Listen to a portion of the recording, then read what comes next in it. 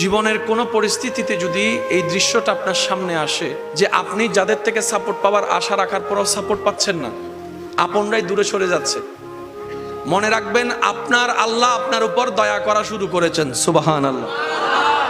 ওই বিপদ থেকে আপনি যাদের সাপোর্ট নিয়ে উঠতে চাচ্ছেন, রব চাচ্ছেন আপনাকে কেউ না করুক সাপোর্ট, আপনার আল্লাহই স্বয়ং আপনাকে সাপোর্ট করতে চাচ্ছে বলেই মানুষকে দূরে সরাই দিচ্ছে। সুবহানাল্লাহ।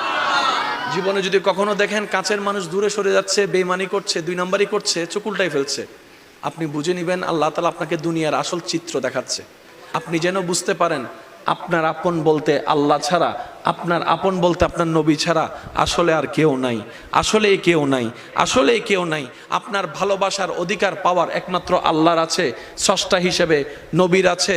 আপনার উম্মত হিসেবে আপনি ভালোবাসবেন আপনার নবীকে, আপনি আল্লাহকে ভালোবাসবেন, আপনার নবীকে ভালোবাসবেন। এই বুঝটা দেওয়ার জন্য আল্লাহ অনেক সময় দুনিয়ার এই বাস্তবতা আমাদের সামনে এনে দেয়। অনেক ভাই বোন, ভাই ভাই এমনও আছে মানুষের কথার ফাঁদে পড়ে, ভুল বোঝাবুঝির কারণে কিংবা মেজাজ গরম থাকার কারণে, দুই চারটা কথার শিকার হওয়ার কারণে হয়তো কোনো একটা সময় দূরত্ব হয়েছে, কিন্তু এখন একজন আরেকজনের সাথে মিলতে চায়, বসতে চায়। ওনাদের মাথায়ও চলে আসছে বাঁচবো আর কয়দিন, বুড়া তো হয়ে গেছে, কিন্তু ভাইকে এখনো বুকে জড়াতে পারলাম না, অনেক দিন হয়ে গেল। বড় ভাইয়ের মনও সে তৃষ্ণা থাকে, ছোট ভাইয়ের মনও সে আকাঙ্ক্ষা থাকে, কিন্তু অনেক দিনের দূরত্বতার কারণে, লজ্জাবোধের কারণে তারা মিলতে পারে না।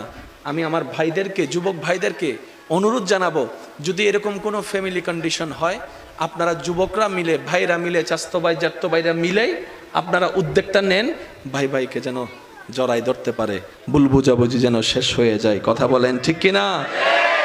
বান্দা বান্দাকে মিলানোর কাজ করবে, আল্লাহ সেটা দেখে গুনাহ মাফ করে দিবে। সুবহানাল্লাহ। আমি শুনি না, আরো জোরে বলেন। মিলে থাকেন, কেউ মিলে থাকতে না চাইলে তার আল্লাহরে সে জবাব দিবে। আপনার পক্ষ থেকে আপনি ক্লিয়ার থাকেন, মানুষের উপকার করবেন, থ্যাংক ইউ পাওয়ার আশা রাখবেন না, করতেই থাকবেন। কেন? সে আপনার রবের বান্দা, আপনি বান্দার জন্য করবেন, ওই বান্দার আল্লাহ আপনার জন্য করবে। আমরা অনেক সময় বলি তার এত উপকার করছি, সে আমার সাথে ডাইরেক্ট চোখ উল্টাই ফেলছে।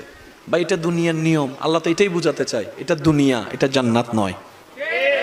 আল্লাহর কাছে সবসময় একটা ফরিয়াদ করবেন, আল্লাহ তুমি আমাকে যতদিন ইচ্ছা এই দুনিয়ায় রাখিও, কিন্তু সে থাকাটা যেন তোমার পছন্দের হয়। আল্লাহ যতদিন আমার নিঃশ্বাস চলবে, সেই নিঃশ্বাসটা যেন তোমার পছন্দের সময় কাটে। আল্লাহ আমাকে তুমি যতদিন রাখবা সুস্থভাবে রেখিও,